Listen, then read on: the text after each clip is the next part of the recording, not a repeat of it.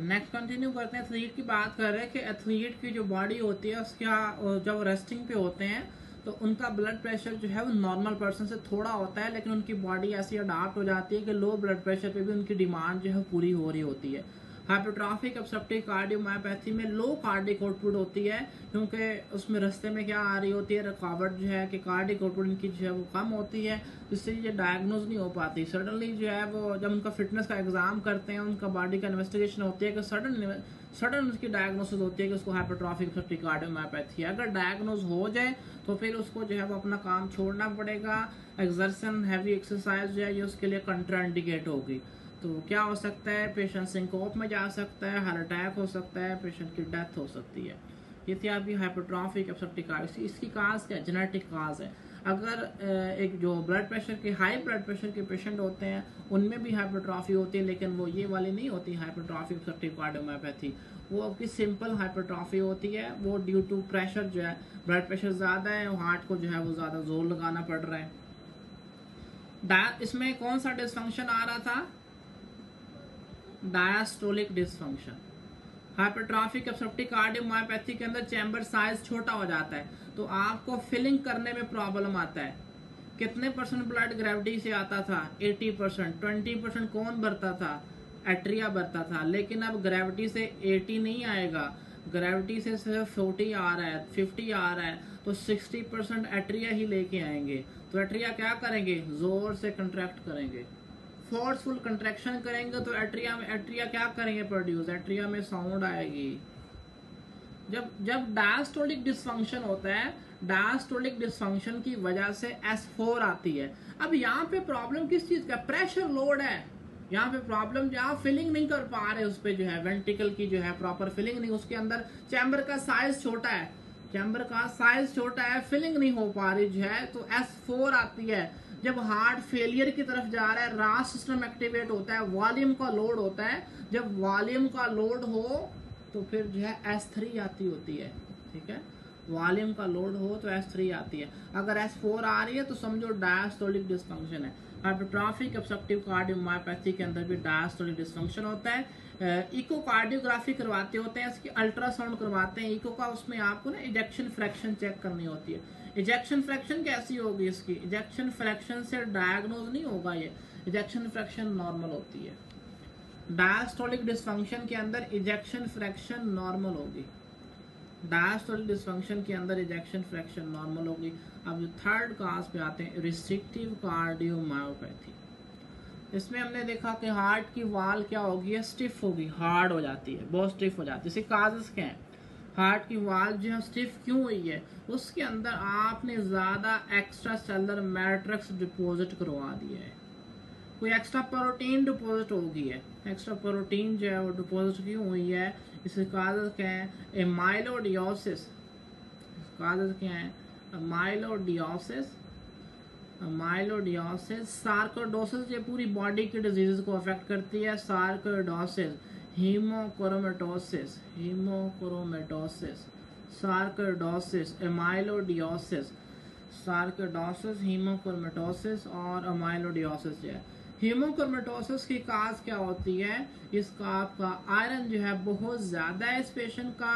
इसका आयरन इतना ज्यादा क्यों है, इसके पीछे बैकग्राउंड क्या है, ये पेशेंट हीमोलाइटिक अनीमिया से सफर कर रहा है, या फिर इस पेशेंट को जो है ना बहुत ज्यादा आपने ब्लड लगाया है, ब्लड ट्रांसफ्यूजन, या तो पेशेंट को हीमोलाइटिक अनीमिया चल रहा था कोई, या उसको आपको ब्लड बार बार लगाना पड़ रहा है, उसकी वजह बनती है आपका आयरन जो है वो ज्यादा हो जाता है। हीमोक्रोमेटोसिस, हीमोक्रोमेटोसिस जो है ये बहुत से ऑर्गन डैमेज करती है, स्किन भी डैमेज करती है, हार्ट भी डैमेज करती है, पेंक्रियास भी डैमेज करती है। हार्ट के अंदर क्या होता है, रिस्ट्रिक्टिव कार्डियोमायोपैथी। अमाइलोडियोसिस जो है, अमाइलोडियोसिस के अंदर इसमें आपकी एबनॉर्मल अमाइलाइड प्रोटीन हर ऑर्गन के अंदर डिपोजिट हो जाती है। रिस्ट्रिक्टिव लंग डिसऑर्डर भी इसी में डेवलप होता है, रिस्ट्रिक्टिव कार्डियोमायोपैथी होती है। ऑर्गन जो होते हैं सख्त हो जाते हैं, बहुत सख्त हो जाते हैं, और इसका फीचर होता है मैक्रोग्लोसिया, बहुत बड़ी जुबान होती है, लार्ज टंग, मैक्रोग्लोसिया, ये माइलोडियोसिस का फीचर है। अगर रिस्ट्रिक्टिव कार्डियोमायोपैथी जो है, साथ में मतलब हार्ट का इशू चल रहा है, रिस्ट्रिक्टिव कार्डियोमायोपैथी है उसको, और मैकुलोग्लोसिया है तो उसकी पॉसिबल काज क्या हो सकती है, अमाइलोडियोसिस जो है, इसकी पॉसिबल काज क्या हो सकती है, अमाइलोडियोसिस। सार्कोइडोसिस के साथ अगर रिस्ट्रिक्टिव कार्डियोमायोपैथी, सार्कोइडोसिस जो है 90% केसेस के अंदर, फर्स्टली वैसे तो ये पूरी बॉडी के सिस्टम की डिजीज है, स्किन भी इन्वॉल्व होती है, जॉइंट भी इन्वॉल्व होते हैं, हार्ट इफेक्ट होता है, लंग इफेक्ट, लेकिन इसके अंदर जो मेन इशू है वो लंग्स का है। मेन इशू पल्मोनरी डिजीज है, या सच जो है रेस्पिरेटरी सिस्टम को अफेक्ट करती है। तो रेस्पिरेटरी सिस्टम के अंदर क्या आता है, सार्कोइडोसिस का फीचर होता है बाइलेटरल लिम्फ एडिनोपैथी। बाइलेटरल, ये आपको लंग्स में बताऊंगा, bilateral lymph adenopathy is a typical feature for sarcoidosis. जो है ये बाइलेटरल लिम्फ नोड इनलार्ज होते हैं और पेशेंट को जो है वो डिस्निया वगैरह सांस का इशू, मतलब उसको रेस्पिरेटरी डिजीज भी है साथ में, और ये आपकी सार्कोइडोसिस जो है, और उसके साथ में हार्ट का क्या हो सकता है, रिस्ट्रिक्टिव कार्डियोमायोपैथी जो है। अगर पेशेंट हीमोलाइटिक एनीमिया से सफर कर रहा है, या ब्लड कैंसर की वजह से, या सो कोई और इशू है, थैलेसीमिया का पेशेंट है, मल्टीपल, आप जब उसको ब्लड ट्रांसफ्यूजन करोगे तो उससे क्या होगा, आयरन का लोड होगा। ये उसका बैकग्राउंड होगा पेशेंट का कि आयरन का लोड ज्यादा क्यों हो रहा है, उसकी वजह से क्या हो रहा है, रिस्ट्रिक्टिव कार्डियोमायोपैथी हो रही है। पेशेंट मैक्रोग्लोसिया वाला है, अमाइलोडियोसिस को कैसे डायग्नोज किया जाता है, माइलोडियोसिस को डायग्नोस करने के लिए ये कोंगो स्टेन किया जाता है। कोंगो स्टेन ये माइलॉइड प्रोटीन को जो है वो डिटेक्ट करने के लिए होता है, स्पेशल स्टेन किया जाता है। कोंगो स्टेन जो है, कोंगो स्टेन जो है ये माइलोडियोसिस को डायग्नोस करने के लिए किया जाता है, माइलॉइड प्रोटीन जो है चेक करने के लिए। हीमोक्रोमेटोसिस के अंदर पेशेंट रिस्ट्रिक्टिव कार्डियोमायोपैथी का हो तो फेरेटिन का लेवल भी चेक करवा लेना चाहिए, क्योंकि आयरन का लोड जो है, फेरेटिन रिस्ट्रिक्टिव कार्डियोमायोपैथी फेरेटिन ज्यादा होगा इसका, मतलब आयरन लेवल करवाने हैं उसके, आयरन लेवल करवाने हैं उसके। और सार्कोइडोसिस से रिलेटेड चेंजेस जो है वो रेस्पिरेटरी इलनेस होती है, रेस्पिरेटरी साइन सिम्टम होते हैं, और साथ में रिस्ट्रिक्टिव कार्डियोमायोपैथी चल रही होती है। रिस्ट्रिक्टिव कार्डियोमायोपैथी के अंदर कौन सा डिसफंक्शन होता है, डायस्टोलिक डिसफंक्शन, क्योंकि हार्ट कैसा हो जाता है, स्टिफ हो जाता है। डायस्टोलिक डिसफंक्शन जो है, diastolic dysfunction. Diastolic dysfunction, ejection fraction कैसी होती है, डायस्टोलिक डिसफंक्शन में इजेक्शन फ्रैक्शन इंक्रीज हो सकती है या नॉर्मल रह सकती है, थोड़ी नहीं हो सकती। कई लोगों की बात करनी, ये था आपका रिस्ट्रिक्टिव कार्डियोमायोपैथी, रिस्ट्रिक्टिव कार्डियोमायोपैथी जो है डन हो गया। रिस्ट्रिक्टिव कार्डियोमायोपैथी जो है, एक और सिंड्रोम लिखें, ये भी मायोकार्डियम की है, इसको लोफलर सिंड्रोम कहते हैं। लोफलर सिंड्रोम, लोफलर सिंड्रोम क्या है, पेशेंट के ब्लड के अंदर इओजिनोफिल जो है वो बहुत ज्यादा होते हैं, इओजिनोफिल का लेवल ज्यादा होता है। ये पेशेंट ट्रॉपिकल एरिया से आया हुआ है, ट्रॉपिकल एरिया। फिर ट्रॉपिकल एरिया में किसका इन्फेक्शन होता है, हेलमंथीज वर्म जिसको कहते हो आप, वर्म्स का इन्फेस्टेशन जो है उससे, जब अगर किसी पेशेंट को पैरासाइट्स का ज्यादा से ज्यादा एक्सपोजर हो तो उस पेशेंट के जो है वो इओजिनोफिल जो है वो ज्यादा हो जाते हैं। इसके अलावा फाइटिंग जो होती है वो इन्होंने करनी होती है इओजिनोफिल ने पैरासाइट के अगेंस्ट जो है, तो इओजिनोफिलिया है उस पेशेंट को। और ये जो इओजिनोफिलिया, अब ये इओजिनोफिल जो है मायोकार्डियम के अंदर डिपोजिट है, मायोकार्डियम के अंदर गए, उन्होंने वहां पे क्या किया जाके, मायोकार्डाइटिस, मायोकार्डाइटिस तो इन्फ्लेमेशन की है उसने ब्लड के अंदर, मतलब उसकी मायोकार्डाइटिस है पेशेंट को, हार्ट पेन है उसको, मायोकार्डाइटिस है, इस्केमिक हार्ट वाली पेन नहीं है, ये सिंपल मायोकार्डाइटिस है उसको। और पेशेंट का ब्लड का इओजिनोफिल का लेवल ज्यादा है। पेशेंट का जो बैकग्राउंड होगा, ट्रॉपिकल एरिया से पेशेंट बिलोंग कर रहा है, उसको पैरासाइट्स के जो है ना इन्फेक्शन ज्यादा हुए हैं। पैरासाइट के इन्फेक्शन के बाद इओजिनोफिलिया डेवलप हुआ, इओजिनोफिलिया के बाद जो है मायोकार्डाइटिस डेवलप हुई। इस सिंड्रोम का नाम रखा हुआ है Loeffler syndrome. Loeffler syndrome clear हो गया। Loeffler syndrome, Loeffler syndrome hypereosinophilia with myocarditis जो है, मायोकार्डाइटिस है और इओजिनोफिलिया जो है वो आपका, इओजिनोफिल का लेवल जो है वो ज्यादा है। ये थी आपकी कार्डियोमायोपैथी से रिलेटेड सारी बातें जो है, कार्डियोमायोपैथी जो है। कार्डियोमायोपैथी। हमारे जो है वो नेक्स्ट 2 टॉपिक रहते हैं हार्ट से रिलेटेड। आपकी एक आपकी हार्ट की वाल्व की डिजीज है, heart valve disease, heart valve disease है, और एक टॉपिक आपका मेन हार्ट फेलियर वाला है। हार्ट वाल्व डिजीज पे थोड़ा सा इंट्रो करते हैं इसका। हार्ट वाल्व डिजीज जो है, इसके अंदर हमने जो है वो 2 डिजीज डिस्कस करनी है, रूमेटिक हार्ट डिजीज और इन्फेक्टिव एंडोकार्डाइटिस जो है। रूमेटिक हार्ट डिजीज और इन्फेक्टिव एंडोकार्डाइटिस पूरे सीवीएस सिस्टम के अंदर में से जो है जो सबसे ज़्यादा एमसीक्यू बिलोंग करते हैं। आपके जो टॉपिक सीरियस चुने टॉपिक है उसमें सीरियस में वो कोई टॉपिक नहीं छोड़ता। Rheumatic heart disease infective endocarditis के बहुत एमसीक्यू आते हैं इसमें आपके एग्जाम में। Rheumatic heart disease infective endocarditis जो है, rheumatic heart disease infective endocarditis. Infective endocarditis जो है वो आपका सिंपल इन्फेक्शन होता है। ये इन्फेक्शन डायरेक्ट इन्फेक्शन होता है हार्ट के वाल्व्स का जो है, ये डायरेक्ट इन्फेक्शन है। इन्फेक्टिव एंडोकार्डाइटिस जो है ये डायरेक्ट इन्फेक्शन होता है, और इसके पीछे जो बैकग्राउंड होता है वो इन्फेक्शन कौन करवा सकता है, बैक्टीरिया जो है वो कहाँ कहाँ से आते हैं। एनारोब होते हैं मुंह के अंदर जो है स्ट्रेप्टोकोकस विरिडेन, स्ट्रेप्टोकोकस विरिडेन, और स्किन के ऊपर होता है स्टेफ आरियस या स्टेफ एपिडर्माइटिस जो है, स्टेफ आरियस हो सकता है, स्ट्रेप्टोकोकस विरिडेन हो सकता है, स्टेफ आरियस हो सकता है। मतलब ये कॉमन 2 बैक्टीरियम है जो इन्फेक्टिव एंडोकार्डाइटिस करवा सकते हैं। ये डायरेक्ट इन्फेक्शन है, ये इन्फेक्शन है हार्ट का जो है, डायरेक्ट इन्फेक्शन है। जो रोमेटिक हार्ट डिजीज होती है ये भी हार्ट के वाल्व्स अफेक्ट होते हैं, इसके अंदर भी जो है ये डायरेक्ट इन्फेक्शन नहीं है। इसकी डेफिनेशन आपने क्या करनी है, ये ऑटोइम्यून डिजीज है। रोमेटिक हार्ट डिजीज क्या है, ऑटोइम्यून डिजीज है। पेशेंट की जो प्रीवियस हिस्ट्री होती है वो हिस्ट्री होती है अपर रेस्पिरेटरी ट्रैक की infection, upper respiratory tract infection. Upper respiratory tract infection for example simple sore throat है वगैरह उसको है, तो ये उसको इन्फेक्शन की पहली प्रीवियस हिस्ट्री होती है। उस इन्फेक्शन करवाने वाला बैक्टीरिया कौन सा होता है, beta haemolytic, beta haemolytic Streptococcus bacteria है आपका, बीटा हीमोलाइटिक स्ट्रेप्टोकोकस। अब ये बैक्टीरियम इन्फेक्शन करता है थ्रोट का। उसके बाद इस बैक्टीरियम के अंदर एक प्रोटीन होती है एम प्रोटीन, तो इस एम प्रोटीन के अगेंस्ट ये प्रोटीन जब ब्लड में आ जाती है तो इसके अगेंस्ट बनाए जाते हैं एंटीबॉडी। ये एंटीबॉडी अटैक करते हैं इस एम प्रोटीन के ऊपर जो है, एम प्रोटीन है बैक्टीरियम की, ये एंटीजन के तौर पे काम कर रही है।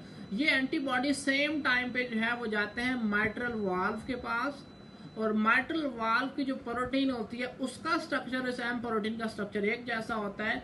ये तो हो गया मिमिक्री, इस वजह से ये सारा इशू हुआ है कि दोनों एक ही तरह की प्रोटीन के स्ट्रक्चर है, एम प्रोटीन का स्ट्रक्चर माइट्रल वाल्व की प्रोटीन जैसा है, तो ये एंटीबॉडी सेम टाइम पे जो है वो इधर भी अटैक कर देते हैं, सेम टाइम पे जो है वो इधर भी अटैक कर देते हैं। तो ये आपकी माइट्रल वाल्व पे जो है वो एंटीबॉडी अटैक कर रहे हैं, इससे एंटीबॉडी डिस्ट्रक्शन मतलब एंटीबॉडी डिस्ट्रॉय करना शुरू कर देंगे माइट्रल वाल्व को। अगर वो रैपिडली डिस्ट्रॉय करते हैं तो आप उसको कहोगे एक्यूट रोमेटिक हार्ट डिजीज। अगर आप उसको स्लोली डिस्ट्रॉय करो तो ये आपकी हो जाएगी क्रोनिक रोमेटिक हार्ट डिजीज। अगर एक्यूटली डिस्ट्रॉय करोगे तो माइट्रल वाल्व डैमेज हो जाएगा, माइट्रल रिगर्गिटेशन होगी। अगर क्रोनिकली डैमेज करोगे तो माइट्रल वाल्व की फाइब्रोसिस होगी, माइट्रल स्टेनोसिस हो जाएगी। तो ये आपका रोमेटिक हार्ट डिजीज का जो है ना, ये पैथोजेनेसिस ऐसे चलती है उसके अंदर। रोमेटिक हार्ट डिजीज ये भी वाल्व की डिजीज है, और ये आपकी जो इन्फेक्टिव एंडोकार्डाइटिस है वो डायरेक्ट इन्फेक्शन है। इन्फेक्टिव एंडोकार्डाइटिस जो है वो क्या है, वो आपका डायरेक्ट इन्फेक्शन है। इन्फेक्टिव एंडोकार्डाइटिस की जो है वो टाइप्स होती हैं। इन्फेक्टिव एंडोकार्डाइटिस जो है ये इसकी 2 टाइप्स होती हैं, एक एक्यूट कैटेगरी वाली और दूसरी जो है सब एक्यूट। सब एक्यूट इन्फेक्टिव एंडोकार्डाइटिस और acute infective endocarditis. Acute infective endocarditis की काज क्या बनती है, स्टेफ, और सब एक्यूट की काज होती है विरिडन। सब एक्यूट की काज है वो आपका विरिडन है, और एक्यूट की काज क्या है, स्टेफ। अब ये सवाल पैदा होता है कि ये बैक्टीरिया आया कहाँ से है, स्टेफ कहाँ से आता है। स्ट्रेफ आपकी जो है वो स्किन के ऊपर भी होता है, आईवी हॉस्पिटल एक्वायर्ड भी हो सकता है, आईवी लाइन वगैरह जो लगती हैं स्किन के ऊपर भी होता है। ये स्किन के ऊपर जो बैक्टीरियम है ये आपका स्किन के ऊपर है, तो स्किन के रास्ते से जाके जाएगा तो आईवी अब्यूजर के अंदर जो है ना इन्फेक्टिव एंडोकार्डाइटिस कौन करवाता है? स्ट्रेफ करवाता है। अब विरिडन कहाँ से आया है? स्ट्रेप्टोकोकस विरिडन एनारोब है, ये क्या है? एनारोबिक बैक्टीरिया, ये एनारोब है। ये कहाँ से आया है? ओरल कैविटी से, वहां पे रहता है ये एनारोब जो है। स्ट्रेप्टोकोकस विरिडन ये एनारोबिक बैक्टीरिया होते हैं, एक होता है म्यूटन, एक होता है सैलिवरी, एक होता है आपका विरिडन जो है।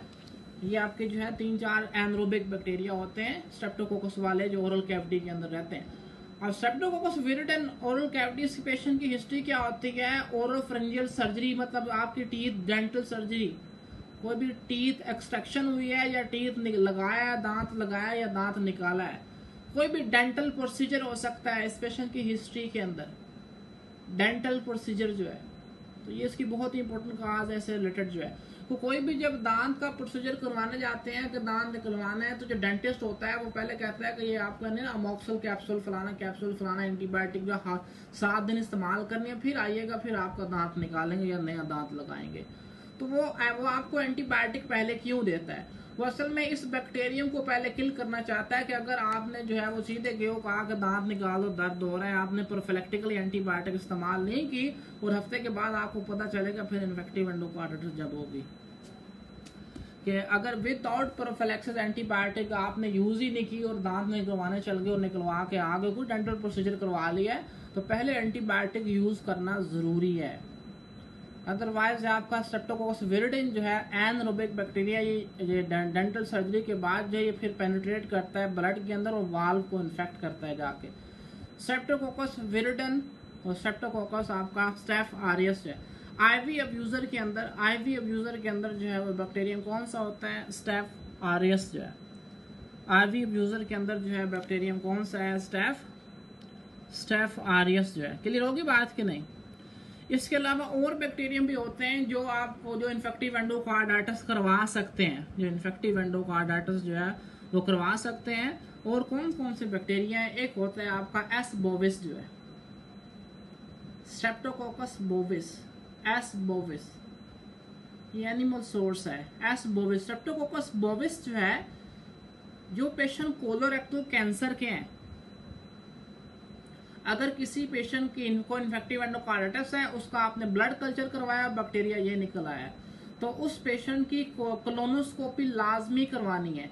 कोलोन को देखना है, क्योंकि जिनको कोलोरेक्टल कैंसर होता है उन पेशेंट के अंदर इन्फेक्टिव एंडोकार्डाइटिस एस बोविस से होती है, एस बोविस से। क्लियर होगी बात कि नहीं? इन्फेक्टिव एंडोकार्डाइटिस जो है जो विरिडन किन में करवाएगा? जिनमें आपने कोई डेंटल प्रोसीजर करवाया है। स्टेफ आरियस किन के अंदर करवाता है? जो आईवी अब्यूजर्स होते हैं, ड्रग अब्यूजर के अंदर इन्फेक्टिव एंडोकार्डाइटिस जो है।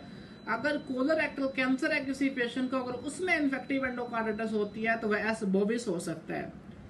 क्लियर है कि नहीं? एस बोविस जो है। नेक्स्ट आते हैं, आपका नेक्स्ट बैक्टीरियम जो है स्टेफ एपिडर्माइटिस जो है, स्टेफ एपिडर्माइटिस। ये एमसीक्यू आपके सीधे सीधे एपिडर्माइटिस जो है। स्टेफ एपिडर्माइटिस, स्टेफ की जो है 3 स्पीशीज होती हैं। स्टेफ आरियस होता है, स्टेफ एपिडर्माइटिस होता है और स्टेफ सेप्रोफाइटिकस होता है। ये 3 स्पीशीज होती हैं इसकी स्टेफ की जो है। एपिडर्माइटिस जब स्किन के ऊपर होता है, एपिडर्माइटिस जो है, ये जो पेशेंट जो है ना, जो आर्टिफिशियल वाल्व लगाते हैं, जिनके वाल मेटालिक वाल्व होते हैं, दिल का वाल्व चेंज करवाया हुआ है, प्रोस्थेटिक वाल्व होते हैं उनके। प्रोस्थेटिक वाल्व जो है जिनके ये लगे होते हैं, उनमें इन्फेक्शन होता है एंडोकार्डियम का, इन्फेक्टिव एंडोकार्डाइटिस जो है, उनमें बैक्टीरियम जो होता है स्टेफ एपिडर्माइटिस, स्टेफ एपिडर्माइटिस जो है। क्लियर होगी बात कि नहीं? स्टेफ एपिडर्माइटिस जो है, स्टेफ एपिडर्माइटिस किन के अंदर? जिनमें जो आपका जो है प्रोस्थेटिक वाल्व है, जिनका जो है वो प्रोस्थेटिक वाल्व है। अब ये तो सारी के सारे इन्फेक्टिव एंडोकार्डाइटिस, मतलब आपका ना बैक्टीरिया का इन्फेक्शन हुआ है, बैक्टीरिया का जो है बैक्टीरिया का इन्फेक्शन हुआ है।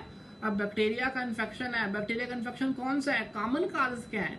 विरिडिन है, स्टेफ ऑरियस। इसमें से आप मोस्ट कॉमन क्या करोगे, 60% केसेस आपने ये वाले रखने हैं, और 40% केसेस के अंदर ये दो ही बैक्टीरिया हैं जो एंडोकार्डाइटिस करवाते हैं। डेंटल हिस्ट्री हो, अगर सिनेरियो के अंदर इन्फेक्टिव एंडोकार्डाइटिस जो है वो एस विरिडिन होगा। अगर आईवी ड्रग, आईवी अब्यूजर वगैरह का बताया हो तो वो आपका स्टेफ ऑरियस होगा। एस बोविस से रिलेटेड हो तो आप वो इनडायरेक्ट क्वेश्चन पूछते होते हैं कि एक पेशेंट आया है, उसमें इन्फेक्टिव एंडोकार्डाइटिस से क्लिनिकल फीचर है, हाई ग्रेड फीवर है, सप्लेंटर हेमरेज है, स्प्लिनोमेगैली है, मतलब आगे फीचर मैं आपको बाद में एक्सप्लेन करता हूँ। वो सारे से क्लिनिकल फीचर इन्फेक्टिव एंडोकार्डाइटिस के हैं। अब बताएं इस पेशेंट में प्रोफिलैक्टिकली कौन सी इन्वेस्टिगेशन करवाना चाहते हो आपने फिर कोलोरेक्टल कैंसर के टेस्ट लाजमी करवाने हैं, क्योंकि अगर एस बोविस वाला बैक्टीरिया हुआ तो इस पेशेंट को कोलोरेक्टल कैंसर जो है वो 100% श्योर है कि उसको कोलोरेक्टल कार्सिनोमा है, उसकी कोलोनोस्कोपी जरूर करवानी है आपने। जिस पेशेंट को जो आर्टिफिशियल वाल्व लगे होते हैं, जो नए वाल्व लगाते हैं, उनमें अगर इन्फेक्टिव एंडोकार्डाइटिस हो जाती है तो ये प्रोस्थेटिक वाल्व में लगे हुए हैं। बैक्टीरियम कौन सा होगा, स्टेफ एपिडर्माइटिस जो है, स्टेफ एपिडर्माइटिस जो है, क्लियर होगी बात की नहीं, स्टेफ एपिडर्माइटिस। इन सब का आपने जो है वो करवाना होता है, कल्चर करवाते हैं, ये आपके बैक्टीरियम आ जाते हैं। अब एक और ग्रुप होता है non infective endocarditis, non infective endocarditis. अभी तो हमने पढ़ा इन्फेक्टिव एंडोकार्डाइटिस, एंडोकार्डियम की इन्फ्लेमेशन जो है नॉन इन्फेक्टिव कैसे हो सकती है। नॉन इन्फेक्टिव एंडोकार्डाइटिस का क्या है, इसका नाम एक डिजीज होती है Libman Sacks endocarditis, Libman Sacks endocarditis, Libman Sacks किन में है, एसएलई वाले पेशेंट में अगर एंडोकार्डाइटिस है उसको कहते होते हैं लिबमैन सैक एंडोकार्डाइटिस। ये नॉन इन्फेक्टिव है, बैक्टीरियम नहीं होगा इसके अंदर, लिबमैन सैक एंडोकार्डाइटिस। एक और नॉन इन्फेक्टिव होती है, उसको कहते होते हैं मिरेंटेरिक एंडोकार्डाइटिस, ये भी नॉन इन्फेक्टिव है। ये क्यों हुई है, ये होती है हाइपर कोएगुलेबिलिटी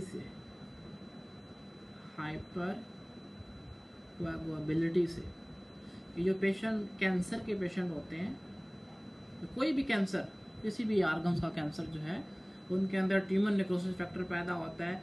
हाइपर कोएगुलेबिलिटी केस है, अगर जो उनके अंदर जो है वो क्लॉटिंग फैक्टर ज्यादा है, क्लॉटिंग जो है वो उनका डीवीटी का चांस है या डीवीटी उनके अंदर बनी हुई है, तो उसको कहते होते हैं मेरेंट्रिक एंडोकार्डाइटिस। या हाइपर कोएगुलेबल स्टेट होगी पेशेंट की, या फिर उसके अंदर कोई मैलिग्नेंसी है जिसकी वजह से एंडोकार्डाइटिस हो रही है।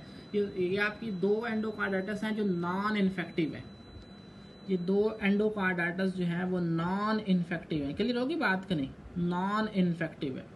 अच्छा, अब ये जो पीछे जो हमने सारी की सारी इन्फेक्टिव एंडोकार्डाइटिस देखी थी, हमने कहा एस विरिडिन क्यों हुई, स्टेफ ऑरियस जो है वो आपका जो है वो क्यों इन्फेक्टिव एंडोकार्डाइटिस करता है, मतलब उसके पीछे बैकग्राउंड था, डेंटल हिस्ट्री वगैरह थी। ये सारे के सारे जो वाल्व्स होते हैं इन्फेक्टिव एंडोकार्डाइटिस में, वाल्व पे जब अटैक होता है, ये सारे वाल्व ऑलरेडी पैथोलॉजिकल वाल्व होते हैं, नॉर्मल वाल्व कोई नहीं होता, उसमें ना कोई इन्फ्लेमेटरी प्रोसेस ऑलरेडी चल रहा होता है। प्रोस्थेटिक वाल्व डिजीज के अंदर देख लो, आपकी कोलोरेक्टल कैंसर वाले पेशेंट में स्टेफ जो आपका जो एस बोविस इन्फेक्टिव एंडोकार्डाइटिस करता है, वो नॉर्मल वाल्व के ऊपर नहीं है, वो आपके वाल्व को कुछ ना कुछ इन्फ्लेमेशन उसमें ऑलरेडी चल रही होती है, उसके बाद उसको इन्फेक्टिव एंडोकार्डाइटिस हो जाती है।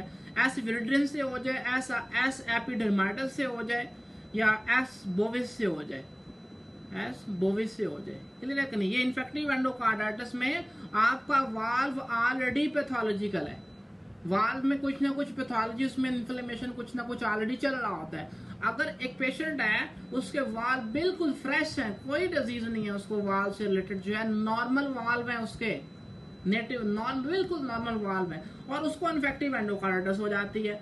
हेल्दी वाल्व के ऊपर इन्फेक्टिव एंडोकार्डाइटिस कौन करेगा, बिल्कुल हेल्दी वाल्व है, हेल्दी वाल्व बिल्कुल नेटिव वाल्व।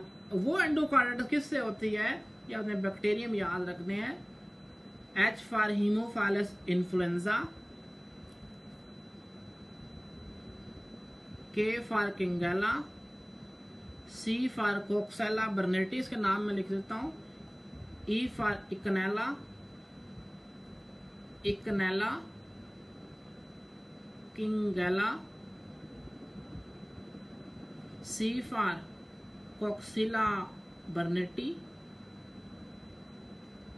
किंगेला, इकनेला, कोक्सिला, या वैसे मेमोराइज कर सकते हो। H for हीमोफाइलस, हीमोफाइलस जो है H for Haemophilus influenza, किंगेला, Eikenella, कोक्सिला burnetii, Kingella, Eikenella, कोक्सिला बर्नेटी जो है इनके अंदर अक्सर अब जो कल्चर भी किया जाता है वो कल्चर नेगेटिव आता है। ब्लड कल्चर भी ना आप इनका कर सकते, कल्चर नेगेटिव। आप स्ट्रेप्टोकोकस को, स्ट्रेफ को जो है वो आप कल्चर करो, उसका कल्चर भी होगा culture positive, culture positive, culture की रिपोर्ट पॉजिटिव आती है। एक पेशेंट इन्फेक्टिव एंडोकार्डाइटिस के साथ जो है वो कल्चर नेगेटिव है, उसका कल्चर भी नेगेटिव आ रहा है। हाई ग्रेड फीवर के साथ इन्फेक्टिव एंडोकार्डाइटिस के सारे फीचर हैं, कल्चर नेगेटिव है। वो पेशेंट, उसके हार्ट के वाल्व कैसे थे, हार्ट के वाल्व में कोई पैथोलॉजी है। नॉर्मल वाल्व पे कौन अटैक करता है? नॉर्मल वाल्व पे हीमोफाइलस इन्फ्लुएंजा, नॉर्मल वाल्व के ऊपर कोक्सेला बर्नेटी, किंगेला, इकनेला। तो ये आपने बैक्टीरियम याद रखने हैं, नॉर्मल वाल्व के ऊपर इन्फेक्शन हुआ है, ये नॉर्मल वाल्व के ऊपर इन्फेक्शन होता है। और इन बैक्टीरियम केसेस के अंदर जो है, इन बैक्टीरियम केसेस के अंदर आपका जो कल्चर होता है वो भी नेगेटिव आता है, culture negative infective endocarditis, culture negative infective endocarditis जो है हीमोफाइलस इन्फ्लुएंजा, कोक्सेला बर्नेटी, किंगेला और इकनेला जो है। इन्फेक्टिव एंडोकार्डाइटिस के क्लिनिकल फीचर, लास्ट चीज जो है फिनिश करते हैं इसको। क्लिनिकल फीचर क्या होंगे, मतलब पेशेंट की जो है प्रेजेंटेशन क्या होगी। इस पेशेंट को जो है वो हाई ग्रेड फीवर होगा, हाई ग्रेड फीवर होगा। इसकी हैंड की बहुत सारी फाइंडिंग है। हैंड के ऊपर क्या क्या होने वाला है, हैंड में पाम के ऊपर रैश बनेगा, उस रैश का जो है नाम होता है जेनवे रैश। वो जो रिथमा होता है उसको जेनवे रैश कहते हैं, पामा रिथमा जो। और इसके जो नेल होंगे, इन्फेक्टिव एंडोकार्डाइटिस है, नेल के नीचे हेमरेज होगा, उसको स्प्लिंटर हेमरेज कहते हैं, स्प्लिंटर हेमरेज। नेल के नीचे जो है स्प्लिंटर हेमरेज होगा, जेनवे रैश है। और जो फिंगर होंगी ना, जो फिंगर होंगी वो फिंगर उसकी जो है वो लास्ट वाला पार्ट होगा वो स्वेल होगा, ओस्लर नोड। नेल की जो पल्प होती है उस जगह स्वेलिंग होगी, जिस तरह ड्रम स्टिक की अपीयरेंस हो इस तरह की थोड़ी सी अपीयरेंस हो जाएगी, ओस्लर नोड कहते हैं उसको, ओस्लर नोड। हैंड में जो है ना वो 3 तरह के नोड होते हैं, बुचर नोड होते हैं, बुटनर डिफॉर्मिटी होती है, जो रूमेटॉइड आर्थराइटिस के फीचर हैं। ओस्लर नोड इन्फेक्टिव एंडोकार्डाइटिस का फीचर होता है। जेनवे rash, splinter haemorrhage, Osler node, ये हैंड की फाइंडिंग है। आई के अंदर एक स्पॉट नजर आएगा, रुथ स्पॉट। आई के अंदर जो है एक स्पॉट नजर आएगा वो आपका रुथ स्पॉट जो है। और हार्ट वाल्व जब इन्फेक्टिव एंडोकार्डाइटिस के अंदर, इसके अंदर जो है ना इन्फेक्टिव एंडोकार्डाइटिस माइग्रेट करती, सबसे ज्यादा इन्फेक्शन एंडोकार्डाइटिस के पास जब इन्फेक्शन होगा, माइट्रल वाल्व सबसे पहले इफेक्ट होगा और उसके बाद आपका एओर्टिक इफेक्ट हो सकता है। मतलब जो वाल्व जो है ना चेंज होता है। रोमेटिक हार्ट डिजीज जो है वो काफी अर्सा तक आपकी माइट्रल वाल्व पे पहले अटैक करती है, फिर बहुत रेयरली चांस होता है कि एओर्टिक वाल्व की स्टेनोसिस उससे हो जाए, क्रोनिक रोमेटिक हार्ट डिजीज के अंदर। इन्फेक्टिव एंडोकार्डाइटिस के अंदर 1 महीना पहले माइट्रल रिगर्गिटेशन थी और उससे अगले महीने जो है इन्फेक्टिव एंडोकार्डाइटिस बढ़ती जा रही है, एओर्टिक रिगर्गिटेशन हो गई है। मतलब मरमर वेरी कर रहा होता है। इन्फेक्टिव एंडोकार्डाइटिस का मरमर जो रैपिडली चेंजिंग मरमर होता है, ये विद इन डेज या मंथ जो है वो चेंज हो जाता है। फिर पहले कौन सा वाल इफेक्ट था, उसका इन्फेक्शन था, बाद में जो है दूसरे वाल का इन्फेक्शन हो रहा है, तो इसके अंदर जो है वो मरमर भी आएगा सीवीएस के अंदर। जैसे क्लिनिकल फीचर है हाई ग्रेड फीवर, और इन्फेक्शन से फाइट करने के लिए जो है वो आपकी स्प्लीन जो है वो भी इनलार्ज हो जाएगी, स्प्लीनोमेगैली। Infective and high grade fever, स्प्लीनोमेगैली। और हैंड के फीचर है, ये सारे फीचर होते हैं इन्फेक्टिव एंडोकार्डाइटिस के। Janeway rash, splinter haemorrhage, Osler node, splinter haemorrhage, Osler node, और आई के अंदर आपका रुथ स्पॉट जो ये क्लिनिकल फीचर है किसके, इन्फेक्टिव एंडोकार्डाइटिस के। ये इमरजेंसी है, इसको ज्यादा इजी नहीं लेना है इसको, इन्फेक्टिव एंडोकार्डाइटिस को। क्यों इमरजेंसी है? क्योंकि बैक्टीरिया जो है इन्फेक्शन है एंडोकार्डियम का, उस इन्फेक्शन एंडोकार्डियम डैमेज होगी तो उस जगह पे एंडोकार्डियम किससे बनी हुई है? एंडोथीलियम से। जब एंडोथीलियम डैमेज होती है तो उसके ऊपर क्या बनता है? थ्रम्बस बनता है, वो क्लॉट बनता है। वो जो क्लॉट बनेगा उसके अंदर बैक्टीरिया भी है, वो जो क्लॉट बनेगा उसके अंदर एंडोकार्डाइटिस चल रही है, वहां पे थोड़ी सी क्लॉटिंग भी हो सकती है। वो जो क्लॉट बनेगा उसके अंदर बैक्टीरिया भी होगा। वो जो बैक्टीरिया होगा जब ये हार्ट पंप करेगा तो ये क्लॉट जो है क्या बन जाएगा? एम्बुलस। पहले थ्रम्बस था, वो टूटेगा तो क्या बन गया? एम्बुलस। उस एम्बुलस के अंदर क्या है? बैक्टीरिया। तो इसको क्या बोलेंगे आप? सेप्टिक एम्बुलस। इन्फेक्टिव एंडोकार्डाइटिस से होनी है सेप्टिक एम्बोलिज्म। अब ये सेप्टिक एम्बुलस कहाँ जाएगा? ब्रेन में घुस गया है, ब्रेन अब्सेस। लंग में चला गया है, लंग अब्सेस। हड्डियों में चला गया है, बोन नेक्रोसिस शुरू हो जाएगी। मतलब ये तो अच्छा, अब पूरी बॉडी में ये आपका जो है वो सेप्सिस वाला बैक्टीरिया फैल गया है तो क्या हो जाएगी? सेप्सिस होने के चांसेस है, पेशेंट शॉक में चला गया और डेथ होगी। तो इन्फेक्टिव एंडोकार्डाइटिस एक इमरजेंसी होती है, अगर डायग्नोज हो जाए तो उसको जल्दी जल्दी मैनेज करना है उसको। क्लियर है कि नहीं? उसको जल्दी जल्दी जो है, इसलिए इसके बैक्टीरियम आपको पता होने चाहिए। मोस्ट कॉमन बैक्टीरियम दो है हिट लिस्ट पे, एक स्टेफ है और एक स्ट्रेप्टोकोकस आपका विरिडिन है, एस विरिडिन जो है। ये दो बैक्टीरियम ज्यादा कॉमन है। सब एक्यूट और एक्यूट दो टाइप है उसकी इन्फेक्टिव एंडोकार्डाइटिस की जो है। उसके अलावा जो बाकी बैक्टीरियम है आईवी अब्यूजर के अंदर या फिर जो है वो जो डेंटल सर्जरी वाला जो मैंने बताया था प्रोसीजर हुआ उसमें विरिडिन होता है, आईवी अब्यूजर के अंदर जो है काज जो है स्टेफ होती है। अगर प्रोस्थेटिक वाल्व है उसमें एपिडर्माइटिस होता है। कोलोरेक्टल कैंसर के साथ इन्फेक्टिव एंडोकार्डाइटिस होता है, स्ट्रेप्टोकोकस बोविस होता है, एस बोविस जो है। क्लियर होगी बात कि नहीं? अगर कल्चर नेगेटिव इन्फेक्टिव एंडोकार्डाइटिस है तो उसमें क्या कौन से चार बैक्टीरियम आते हैं? हीमोफाइलस आता है, इकनेला आता है, किंगेला आता है और कोक्सेला आता है। कोक्सेला, इकनेला और किंगेला जो है मतलब हीमोफाइलस है, ये आपके चार बैक्टीरियम थे कल्चर नेगेटिव, इनको इन्फेक्टिव एंडोकार्डाइटिस कहते हैं।